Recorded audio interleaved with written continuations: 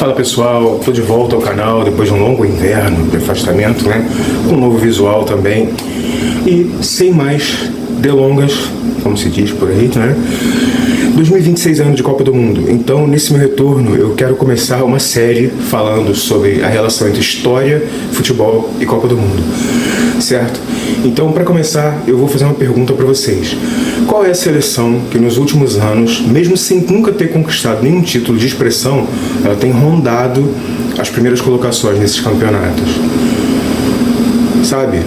Vai saber daqui a pouco. Eu sou Fabiano Pessurno e esse é o É Tudo História. Roda a vinheta.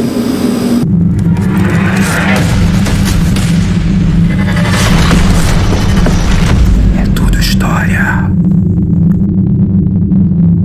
Bom, pessoal, hoje eu vou provar para vocês que quando eu digo que é tudo história, é porque tudo é história mesmo. Tudo que a gente faz constrói a nossa história como povo, como civilização, como cultura.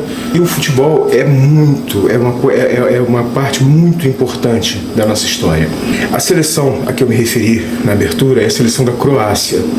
Né? O que se sabe sobre a Croácia? A Croácia disputou uma Copa do Mundo pela primeira vez em 1998 e terminou em terceiro lugar. Né? Perdeu para a França na semifinal e ganhou da Holanda na disputa pelo terceiro lugar. Por que um time tão forte, porque de 98 para cá a Croácia vem participando de Copas e vem feito... Claro que nem sempre com bons resultados, mas recentemente 2018 foi a final, 2022 ficou em terceiro lugar novamente. Então é uma seleção muito forte. Por que ela só apareceu em 1998? Eu vou explicar para você por que agora. Porque a Croácia não existia até os anos 90, pelo menos não como nação independente. A Croácia era parte da antiga Iugoslávia.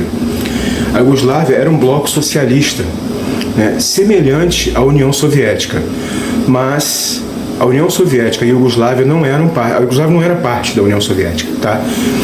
Eles tinham uma rixa e eles nem mantinham relações amistosas. Eles cortaram relações em 1948, logo depois da Segunda Guerra Mundial, e nunca mais mantiveram relações. Inclusive, a Iugoslávia, apesar de ser um bloco socialista também, durante todo aquele período de Guerra Fria, né, que se estendeu ali do pós-guerra até o final dos anos 80, início dos anos 90, eles se mantiveram neutros e mantinham relações comerciais com os dois blocos. Então, apesar da Iugoslávia fazer parte lá do leste europeu, está lá pertinho, todos os estados socialistas, né, soviéticos, eles não eram parte do bloco, certo? Mas então o que acontece?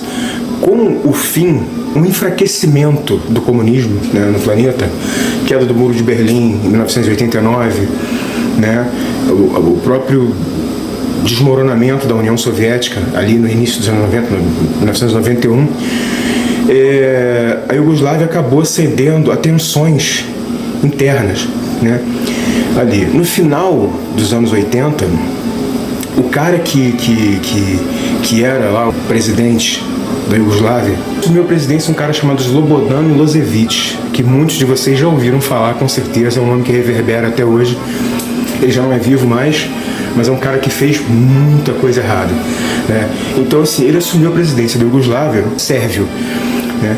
Então, ele assumiu a intenção de se falava em grande Sérvia, quer dizer, ele não estava preocupado na Iugoslávia como nação, né? Ele estava preocupado com a etnia dele, vamos dizer assim. Então, isso foi gerando muitas tensões, até que em 1991, a Eslovênia e a Croácia se tornaram independentes, decidiram se tornar independentes. E aí começou uma guerra civil na Iugoslávia, né? Milošević mandou exército para lá, sendo que na Eslovênia o conflito durou 10 dias apenas, né? E houve poucas baixas, felizmente, e o conflito terminou com a retirada do exército iugoslavo e o reconhecimento da independência eslovena, tá, por parte da Iugoslávia. Beleza. Só que na Croácia a parada foi mais tensa. A guerra durou de 91 a 95 e fez estrago. Fez muito estrago. Eu não vou entrar em detalhes aqui, entendeu? Mas o negócio foi feio, foi tenso, assim como na Bósnia e Herzegovina, né? Na Bósnia a coisa foi pior ainda, tá? Muitos crimes de guerra, genocídio, inclusive um monte de coisas que eu não posso falar aqui porque senão o YouTube vai me derrubar, vai flopar. Mas vocês pesquisem sobre os Slobodan Milošević e a guerra lá da Bósnia e Herzegovina, que vocês vão ver quanta coisa escabrosa aconteceu ali, né? Então, a partir de 1995 esses conflitos acabaram. A paz na Bósnia foi uma coisa meio frágil, foi uma coisa meio imposta, mas pelo menos a guerra terminou, né? Porque ali, principalmente na Bósnia, morreu muita gente mesmo, né? E aí a partir dali veio a paz. Ok, a Croácia chegou, então disputou a Copa do Mundo de 1998. Eu vou voltar a falar de futebol daqui a pouco, só mencionei isso. Mas o conflito voltou a acontecer justamente em 1998, quando a província do Kosovo resolveu pleitear a sua independência também. A Iugoslávia foi lá e entrou com o exército em cima. A OTAN acabou se envolvendo no conflito. A Iugoslávia, que nesse momento era formada pela Sérvia e Montenegro, e a OTAN bombardeou a Iugoslávia por 78 dias, até Milošević dar o braço a torcer e retirar as tropas do Kosovo, entendeu? E aí a Iugoslávia acabou de vez, Sérvia e Montenegro se separaram, tá? E a Iugoslávia foi então fragmentada: Eslovênia, Croácia, Bósnia e Herzegovina, Montenegro, Macedônia do Norte, Sérvia e Kosovo, certo? Então, esses países é que formavam a Iugoslávia. Bom, ali acabou. E aí começaram a participar, essas outras nações passaram a participar de competições internacionais. Para terminar, então, a história do Milošević. Ele foi preso, tá? Foi criado um tribunal, né, em Haia, na Holanda, para julgar os crimes de guerra dele, tá? E ele preso, o julgamento, como tem que ser, demorou muito tempo. Ele decidiu se defender durante o processo, só que ele não chegou a ser condenado, porque ele foi encontrado morto dentro da cela dele. E o laudo aponta que a causa da morte foi um infarto. Portanto, não foi suicídio nem assassinato, ele infartou. Ele tinha problemas cardíacos e acabou infartando. Enfim, voltando ao futebol, então, a Croácia nasceu, né, como nação nos anos 90. Mas a Iugoslávia tinha tradição no futebol, sim. Ela havia participado de 8 Copas do Mundo, tendo bons resultados em algumas delas. Ele participou da primeira Copa do Mundo, em 1930, ficou em 4º lugar. Em 1950, Copa disputada no Brasil, eles terminaram em 5º lugar, tá? Foram eliminados justamente pelo Brasil. Uma curiosidade aqui: os caras, eles têm tanta tradição no futebol, por muito tempo a Iugoslávia, o time de futebol, não o país Iugoslávia, tá, gente?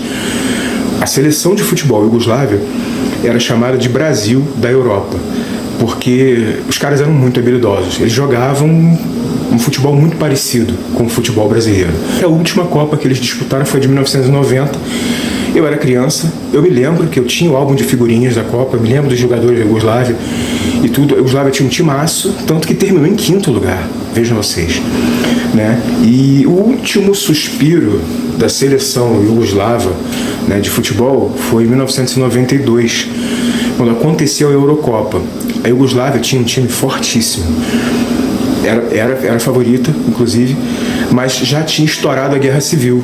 Lembra? Eu falei de 1991. Então, por conta disso, a ONU proibiu a Iugoslávia de participar de competições esportivas. Uma outra curiosidade: esse time, quem fazia parte, um jogador que fazia parte desse time de 92 era o Petković, né? Petković, que fez história aqui no Brasil, que veio para cá nos anos 90, jogou primeiro no Vitória da Bahia, depois veio para o Flamengo e fez, né, enfim, fez história por aqui, arrebentou. Hoje é comentarista, ele não vai mais embora do Brasil, ele ama o Brasil. E ele é sérvio, mas naquela época, né, chegou a vestir a camisa da seleção iugoslava. Enfim, e aí depois veio a Croácia, né? A Croácia que herdou esse dom, talvez, do futebol, não sei, né? E vem encantando o mundo, vem marcando presença, e boa presença, forte presença. Inclusive eliminou o Brasil na última Copa, né, de 2022, há 4 anos atrás, né? né, quando eles chegaram à semifinal e aí terminaram em terceiro lugar, mais uma vez, né, depois de terem sido vice em 2018. Então, sempre muito fortes, né? O futebol, primeira coisa, para quem tenta denegrir o futebol, dizer que futebol é alienação e tudo, eu quero dizer o seguinte: o futebol, ele gera muito emprego, direto e indireto, tá? Ele gera muita renda, muita gente movimenta paixão, ele gera laços entre os povos. E vou falar uma coisa para vocês: muita gente só sabe que a Croácia, por exemplo, existe por causa do futebol, por causa da Copa do Mundo, entendeu? Muita gente, eu aprendi muito de história lá quando eu era garoto, justamente através dos álbuns de figurinha de Copa do Mundo, entendeu? Tinha uns mapas, então eu olhava o mapa, eu lembro, a Copa do Mundo de 90 foi na Itália, eu olhava e falei, pô, que legal, a Itália parece uma bota, né? Foi a primeira vez que eu vi aquilo, que eu tive contato com isso. E assim, aí você vai olhando os mapas e vai vendo, e você vai aprendendo. Eu, pelo menos, sempre fui muito interessado, sempre fui muito curioso, eu gostava de conhecer a história das coisas, dos lugares e tal. Então eu fui aprendendo muita coisa. As bandeiras, eu fui conhecendo as bandeiras dos países graças ao álbum de figurinha de Copa do Mundo. Então, cara, a gente não pode menosprezar isso. O futebol é um veículo poderosíssimo, entendeu? Para conhecimento de história e até para união entre os povos. Por hoje é só, pessoal. É bom estar de volta. Um grande abraço e até a próxima.